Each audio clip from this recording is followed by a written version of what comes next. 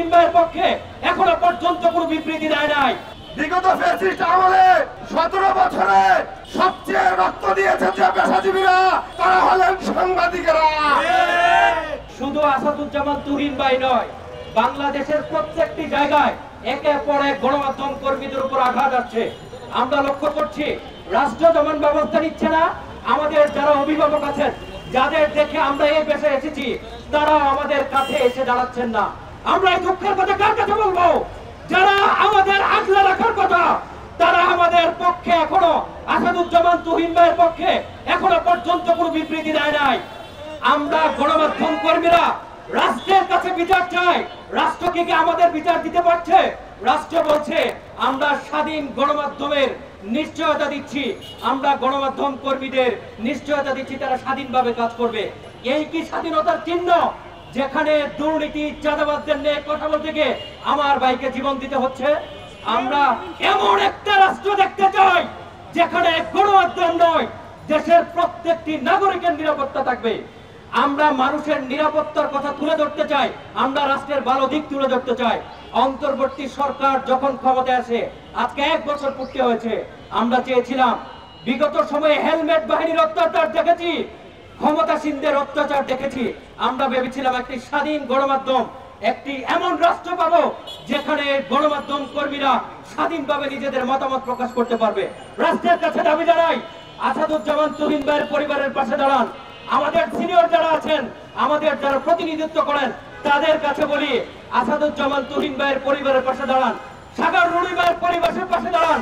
আমরা দিন শেষে আমাদের গণমাধ্যমের নিশ্চয়তা চাই।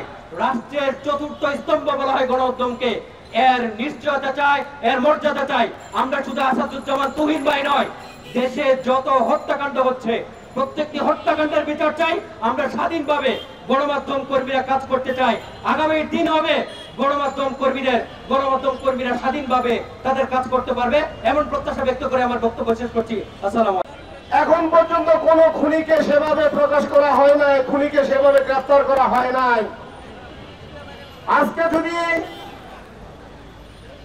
এই ইন্টারিয়াম গভর্নমেন্টের কোন উপদেষ্টার পরিবারের কাউকে খুন করা হতো, ডক্টর ইউনূসের পরিবারের কাউকে খুন করা হতো, তাহলে কি এত সময় লাগতো খুনিদেরকে গ্রেফতার করতে? গত 1 বছরে ইন্টারিয়াম গভর্নমেন্টের যারা উপদেষ্টা রয়েছেন, তাদের পরিবার আত্মীয় স্বজনের প্রতি কোন হুমকি হামলা হয়েছে কি? আপনারা দেখেছেন এ ধরনের ঘটনা ঘটতে? কিন্তু দেখেন, গত 1 বছরে বাংলাদেশে যেই কোনো পেশা থেকে সবচেয়ে বেশি নির্যাতিত হয়েছে, হামলার শিকার হয়েছে, খুনের শিকার হয়েছে সাংবাদিকেরা। বিগত ফ্যাসিস্ট আমলে 17 বছরে সবচেয়ে রক্ত দিয়েছে যে পেশাজীবীরা তারা হলেন সাংবাদিকেরা। যারা চাকরি হারিয়েছেন তারা হলেন সাংবাদিকেরা। যারা বিদেশে আত্মগোপন করতে বাধ্য হয়েছেন তারা হচ্ছেন আমরা সাংবাদিকেরা।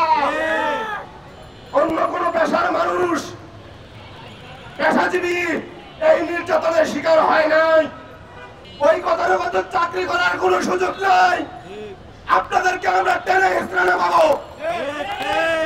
যদি আপনার দেশের জনগণের সাংবাদিকের নিরাপত্তা না দিতে পারেন, সুরক্ষা না দিতে পারেন, তাহলে আপনাদের আর আমাদের প্রয়োজন নাই।